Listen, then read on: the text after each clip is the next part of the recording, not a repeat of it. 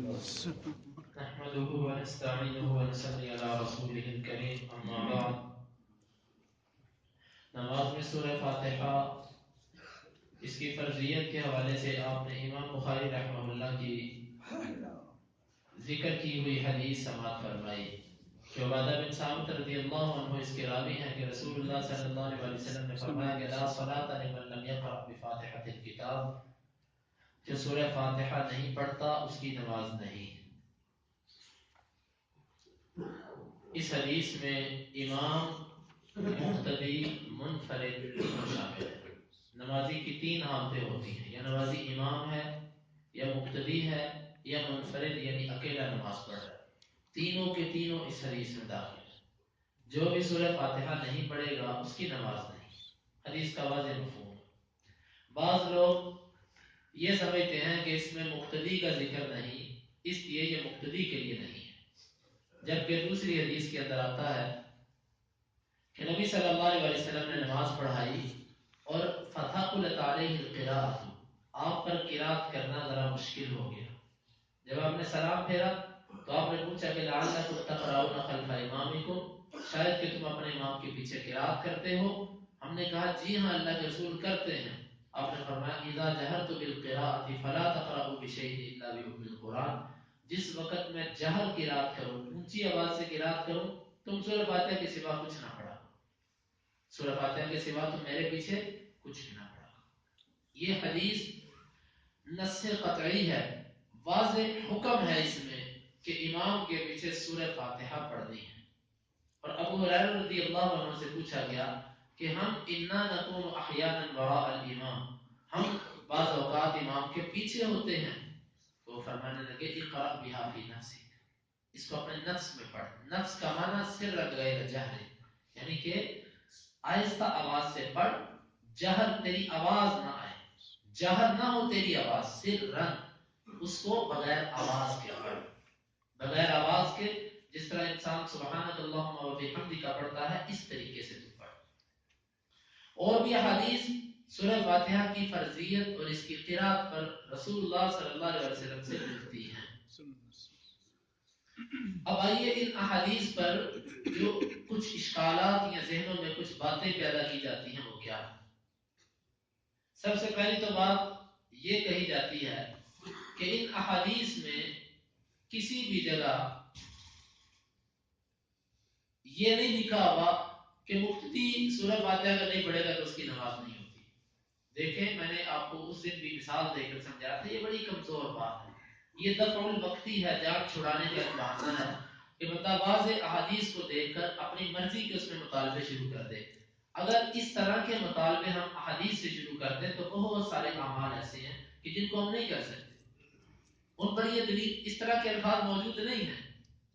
جب صحابہ سے یہ بات مل گئی کہ وہ امام کے پیچھے سورہ فاتحہ پڑھتے تھے اور سورہ فاتحہ کو لازم سمجھتے تھے، عبادہ بن صامت اس حدیث کے راوی بھی ہیں اور وہ خود بھی امام کے پیچھے سورہ فاتحہ پڑھا کرتے تھے، تو جب یہاں تک معاملہ ہے کہ راوی حدیث اس کو روایت بھی کرتا ہے، اس کا فہم بھی یہ ہے اور اس کا فہم حدیث کے مطابق بھی ہے، تو پھر وہاں پر یہ مطالبہ کرنا کہ مقتدی کے لیے یہ لفظ دکھاؤ، کہ خاص مقتدی کے لیے یہ لفظ ہو کہ جو امام کے پیچھے سورہ فاتحہ نہیں پڑھتا اس کی نماز نہیں ہوتی، یہ محض ایک دل کو تسلی دینے والی بات ہے. حقیقت کے اندر امام ہے کہ مقتدی ہے کہ منفرد ہے، جو سورہ فاتحہ نہیں پڑھتا اس کی نماز نہیں ہوتی. اب دوسری بات یہ پیش کی جاتی ہے، جب امام موجود ہے، امام ہماری طرف سے قرات کر رہا ہے تو ہمیں کیا ضرورت ہے قرات کرنے کی؟ تو بھئی امام نے صرف آپ کی طرف سے قرات تو نہیں کی، امام تو باقی تسبیحات بھی کر رہا ہے، تو آپ کو باقی تسبیحات کی کیا ضرورت ہے؟ آپ پھر خاموش رہیے، سبحان ربی العظیم بھی نہ پڑھیے رکوع میں، سبحان ربی الاعلیٰ بھی نہ پڑھیے، التحیات بھی نہ پڑھیے، سبحانک اللہم و بحمدک کا بھی نہ پڑھیے. وہ کیوں پڑھتے ہیں؟ وہ اس لیے پڑھتے ہیں کہ جو بندہ جو عمل کرے گا اس کو اس کی جزا ملے گی. ایک بندے نے عمل ہی نہیں کیا، اس کو جزا کیا. اسی طرح سورہ فاتحہ ہے. سورہ فاتحہ جو ہے، یہ جو بندہ نہیں پڑھتا امام کی سورہ فاتحہ اس کو کفایت نہیں کرتی، کیونکہ نبی صلی اللہ علیہ وسلم نے یہ واضح دو ٹوک فرما دیا کہ جو سورہ فاتحہ نہیں پڑھتا اس کی نماز نہیں ہوتی. اور مقتدیوں سے کہا کہ جب میں جہر کی رات کروں تم فاتحہ کے سوا کچھ نہ پڑھا. ایک حدیث کے اندر آتا ہے کہ لا صلاۃ لمن لم یقرأ بفاتحۃ الکتاب فصاعدا، جسے سورہ فاتحہ اور کچھ زائد نہیں پڑھا. ہمارے بعض بھائی اس فصاعدا کو پکڑ لیتے ہیں کہ جی اگر فاتحہ فرض ہے تو پھر فصاعدا کے لفظ آتے ہیں کچھ زائد وہ بھی فرض ہوا. حالانکہ یہ ایک نحو کا قاعدہ ہے کہ فا کا مابعد جو ہوتا ہے وہ حکم میں اپنے ما قبل کے ہر صورت میں تابع نہیں ہوتا، اس سے مختلف بھی ہوتا ہے. جس طرح کہ تقطع ید السارق علی ربع دینار فصاعدا. اب قاعدہ یہ ہے کہ چور اگر دینار کے چوتھے حصے کے برابر اگر وہ چوری کرتا ہے تو اس کا ہاتھ کاٹ دیا جائے. ایک دینار کے چوتھے حصے کے برابر اگر کسی نے چوری کی تو اس کا ہاتھ کاٹ دیا جائے. تو حدیث کے لفظ ہیں علی ربع دینار فصاعدا، چوتھے حصے پر یا زیادہ پر، پس زیادہ پر. تو وہاں پر کوئی بھی فصاعدا کے الفاظ کو نہیں دیکھتا، بالاتفاق دینار کے چوتھے حصے پر ہی ہاتھ کاٹ دیا جاتا ہے. حالانکہ وہاں پر بھی فصاعدا کے لفظ ہے، وہاں پر بھی فصاعدا کی وجہ سے چوتھے سے زیادہ کو چوری کے لیے ہاتھ کاٹنے کے لیے لازم نہیں کیا جاتا. اسی طرح یہاں پر فصاعدا کے جو لفظ ہے اس کی مثال اسی کی ہے کہ فرضیت فاتحہ کی ہے. ہاں فصاعدا پر عمل آپ اس وقت کر سکتے ہیں کہ جب امام جہر قرات نہیں کر رہا. امام آہستہ قرات کر رہا پھر آپ سورہ فاتحہ بھی پڑھو، سورہ فاتحہ سے زائد بھی کچھ پڑھو. لیکن اگر امام جہر قرات کر رہا ہے تو آپ صرف سورہ فاتحہ پڑھیں گے اور امام کی جو جہر قرات ہے اس کو سننے کا ہوگا، اس کی آپ خاموشی سے توجہ کے ساتھ سماعت کریں گے. اور پھر اس بات سے آپ اندازہ لگائیے کہ یہ مسئلہ جتنا واضح ہے، جتنے دلائل اس مسئلے پر کتابوں کے اندر احادیث میں منقول ہیں، اتنا تفصیلی اور بحث والا مسئلہ کوئی اور نہیں ہے. جتنے حتیٰ کہ بہت سارے ایسے علماء کہ جو اپنے آپ کو حنفی کہتے ہیں وہ بھی اس مسئلے میں آ کر لکھتے ہیں. جس طرح کہ مولانا عبدالحی حنفی رحمہ اللہ وہ یہاں پر لکھتے ہیں کہ امام مقتدی کے لیے سورہ فاتحہ کی ممانعت پر کوئی حدیث اللہ کے نبی سے نہیں. بہت سارے ایسے علماء کہ جو سورہ فاتحہ حنفی اور انہوں نے یہ بات کہی کہ مقتدی امام کے پیچھے سورہ فاتحہ پڑھیں. کیوں؟ اللہ کے نبی نے فرمایا کہ نماز نہیں ہوتی اس کی، تو اس سے بہتر ہے کہ میں پڑھ لوں تاکہ مجھے یہ نہ کہا جائے کہ تیری نماز نہیں. اب ہمارے بعض لوگوں کے ذہن میں یہ بات ہے کہ جب امام قرات کرے تو خاموشی سے اس کو سننا چاہیے. بھائی خاموشی کا مطلب پڑھنا نہ پڑھنا نہیں ہوتا، بلکہ خاموشی کا مطلب ہوتا ہے آپ کی آواز نہیں آئے، آواز نہ نکلے، یہ ہوتا ہے خاموشی. اب آواز نہیں آ رہی، آپ کچھ پڑھ رہے ہیں تو یہ خاموشی کے منافی نہیں. مثلا آپ سب اب خاموش بیٹھے ہوئے میرے سامنے، لیکن ممکن ہے آپ میں سے کئی لوگ اذکار کر رہے ہیں، کچھ منہ سے کلمات نکال رہے ہیں، تو کیا وہ خاموش نہیں ہے؟ خاموش بھی ہے. خاموش بھی رہا جا سکتا ہے اور قرات بھی ہو سکتی ہے. جس طرح کہ ابو ہریرہ رضی اللہ عنہ نے پوچھا اللہ کے رسول سے کہ آپ اپنی خاموشی میں کیا پڑھتے ہیں؟ تو آپ نے فرمایا میں اللہم بارک بینی پڑھتا ہوں.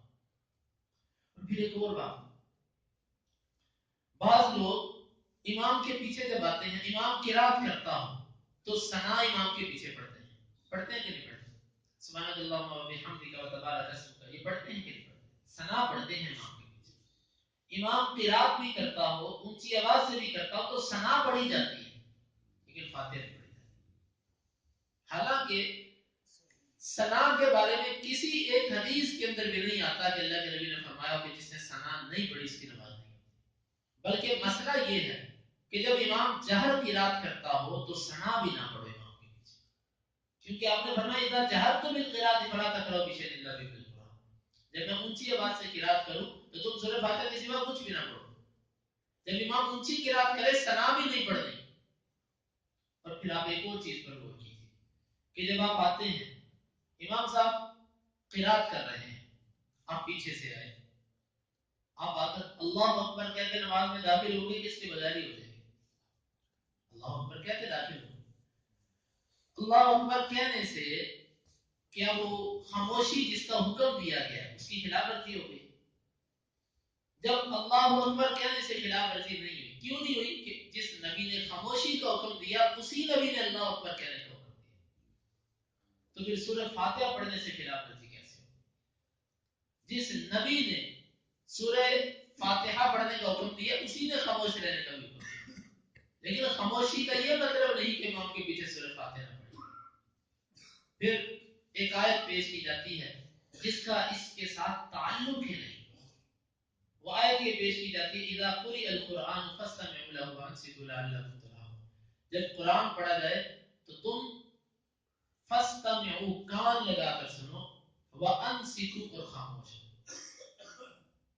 اب یہ بات میں واضح کر چکا ہوں کہ کان لگا کر سننا اور خاموش رہنا یہ تو اختلافی مسئلہ ہی نہیں، ہم بھی کہتے ہیں کان لگا کر سنو، ہم بھی کہتے ہیں کہ خاموش رہو، اس میں تو اختلاف ہی نہیں ہے جو آیت پیش کی جاتی ہے۔ مسئلہ تو یہ ہے کہ خاموشی میں کچھ پڑھا جا سکتا ہے کہ نہیں پڑھا جا سکتا، مسئلہ تو یہ ہے۔ جب ہم نے یہ احادیث سے ثابت کر دیا کہ خاموشی میں پڑھا جا سکتا ہے تو اس آیت کو پیش کرنے کا مطلب ہی نہیں باقی رہ جاتا۔ اور پھر ایک اور بات، اس آیت میں تو کہیں بھی نہیں لکھا ہوا کہ نماز کے اندر خاموش رہنا ہے۔ جب بھی قرآن پڑھا جائے، جب بھی قرآن پڑھا جائے نماز کی حالت میں یا نماز کے علاوہ تو آپ خاموش ہو۔ جب یہ بات کی جاتی ہے تو بعض لوگ کہتے ہیں نہیں، یہ آیت جو ہے یہ نماز کے بارے میں نازل ہے، یہ قول کس کا ہے؟ ایک صحابی کا، کہ یہ نماز کے بارے میں نازل ہے۔ اب دیکھو یہ وہ لوگ ہیں، اگر کوئی حدیث قرآن کے کسی عام کو خاص کر دے تو یہ کہتے ہیں حدیث جو ہے وہ قرآن کے عام کو خاص نہیں کر سکتی، یہ خبر واحد ہے، یہ قرآن کے عام کو خاص نہیں کر سکتی۔ لیکن جب اپنے مطلب کی باری آئے پھر صحابی کا قول لے کر بھی قرآن کے عام کو خاص کیا جاتا ہے۔ اب قرآن میں عام حکم ہے کہ جب بھی قرآن پڑھا جائے خاموش ہو، کہتے ہیں نہیں یہ خاص ہے نماز کے ساتھ۔ آپ کو پتا وہ کیوں کہتے ہیں؟ اگر عام والی بات کو وہ تسلیم کر لیں تو پھر ان کے لیے بڑی مشکل بنے گی۔ پھر یہ ہے کہ عام حالات میں جب بھی ایک قرآن تلاوت کر رہا ہو دوسرا کچھ بھی نہیں پڑھ سکتا۔ اب مثال کے طور پہ شبہ حفظ ہے، اس میں بیان وقت کتنے بچے اونچی آواز سے پڑھتے ہیں۔ اب جو لوگ اگر اس کو عام مان لیں تو ایک بچہ قرات کرے گا باقی خاموش رہے گا۔ مسجد کے اندر نماز کے بعد کتنے لوگ قرآن لے کر بیٹھتے ہیں؟ صرف ایک بندہ پڑھے گا باقی سب چپ رہے گا۔ اس کو عام لینے سے یہ مسئلہ ہوتا ہے۔ اسی سے بچنے کے لیے وہ کہتے ہیں کہ نہیں یہ عام نہیں ہے، یہ صرف نماز کے ساتھ خاص۔ ہم نے کہا، ہم کہتے ہیں کس نے کہا یہ نماز کے ساتھ خاص؟ صحابی نے کہا۔ نبی جب کہہ دے کہ سورہ فاتحہ کے بغیر نماز نہیں ہوتی تو آپ کہتے ہو یہ حدیث قرآن کی اس آیت کے خلاف ہے، اور جب اپنی باری آئے تو ایک امتی کا قول لے کر آپ قرآن کے عام کو خاص کر دیتے ہو۔ یہ ذرا سمجھنے والی بات ہے اور سوچنے والی بات ہے۔ اس آیت کا اس کے ساتھ تعلق ہی نہیں۔ اور پھر آپ نے یہ بھی دیکھا کہ کچھ لوگ فجر کی نماز کے لیے مسجد میں آتے ہیں، مسجد کے ستون کے پیچھے کھڑے ہو کے سنتیں پڑھتے ہیں، یا مسجد کے دروازے پر وہ سنتیں ادا کر کے پھر جماعت میں آ کر ملتے ہیں۔ ایسا ہوتا ہے کہ نہیں ہوتا؟ لوگ کرتے ہیں، ان کی فقہ اور مذہب کی کتابوں میں یہ لکھا ہوا ہے۔ جب وہ پیچھے کھڑا ہو کے اپنی علیحدہ سنتیں پڑھتا ہے، اسپیکر کی آواز اس کے کانوں میں پڑ رہی ہوتی ہے کہ نہیں پڑتی؟ پڑتی ہے نا۔ وہ اپنی ساری تسبیحات کرتا کہ نہیں کرتا؟ وہاں پر وہ امام کی قرات سن کر بھی اپنی پڑھے تو اس کی سنتیں ہو گئی، اور امام کے پیچھے اگر آ کر کوئی سورہ فاتحہ پڑھے تو اس کو کہا جاتا ہے اذا قرئ القرآن فاستمعوا له وانصتوا لعلكم ترحمون۔ ثنا امام کے پیچھے پڑھے اس آیت کی مخالفت نہیں ہوتی، اللہ اکبر آ کر کہے اس آیت کی مخالفت نہیں ہوتی، اور پیچھے آ کر فجر کی 2 رکعتیں پڑھے اس آیت کی مخالفت نہیں ہوتی۔ مخالفت کب ہوتی ہے؟ جب سورہ فاتحہ پڑھے۔ یہ افسوسناک بات نہیں ہے، محض یہ تعصب ہے بھائیو۔ حالانکہ اس آیت کا تعلق ہی نہیں۔ یہ آیت کب اتری؟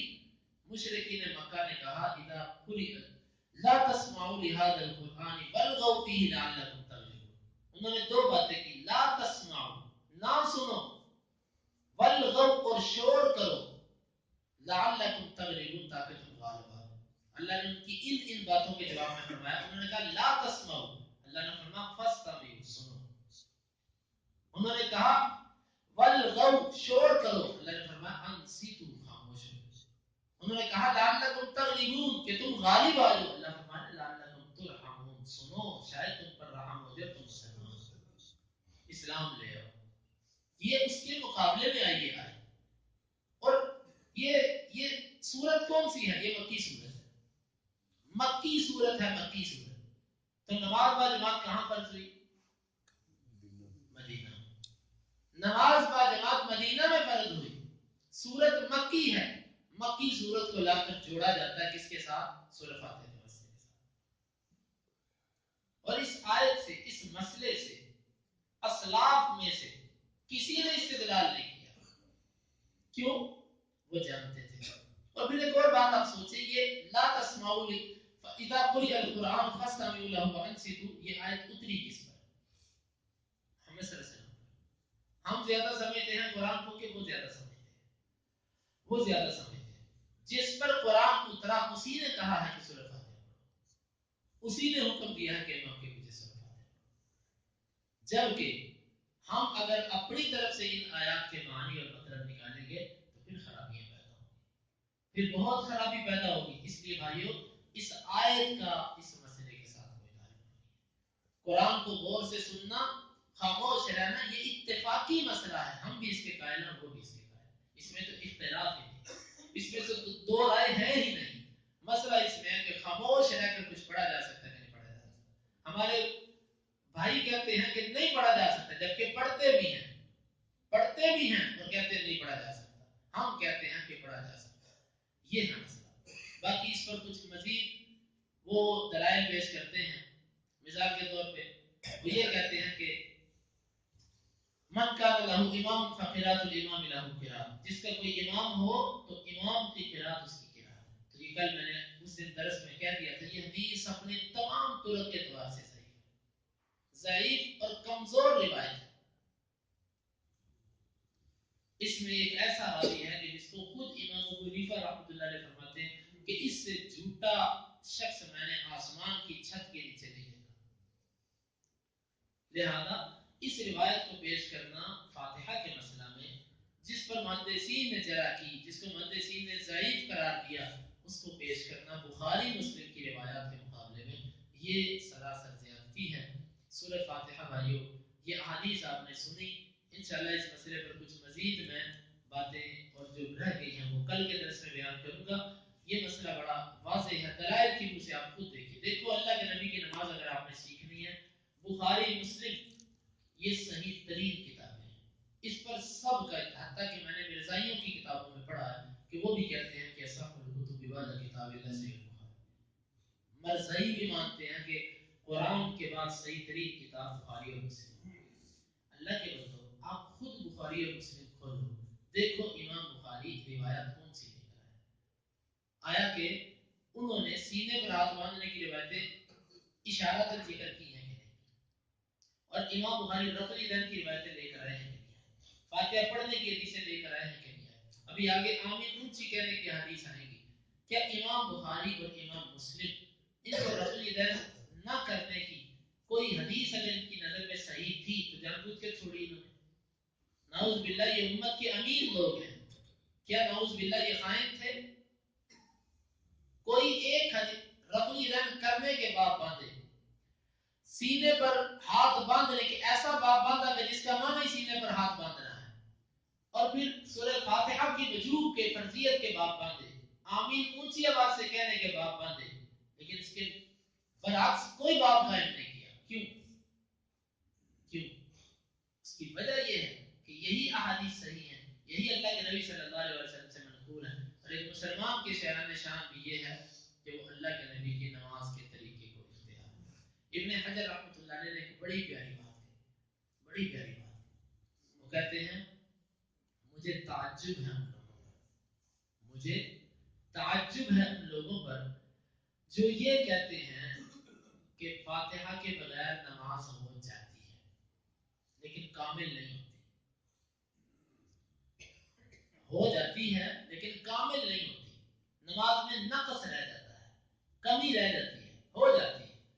وہ فرماتے ہیں کہ دیکھو فریق مخالف کی مخالفت میں اس کی مخالفت کرنے کے لیے ناقص نماز پڑھنا قبول ہے، لیکن فاتحہ صرف اس لیے نہیں پڑھنی کہ یہ فلاں کا مذہب ہے، یہ امام شافی کا مذہب ہے، یہ اہل حدیث کا مذہب ہے، یہ احادیث کے اندر آتا ہے اور ہمارے مذہب میں یہ نہیں. وہ کہتے تعجب ہے، ساری بحث آپ کتابیں کھولیں عربی شروحات، ساری بحث اس پر ہوتی ہے کہ جی نماز میں نقص آتا ہے نماز ہو جاتی ہے.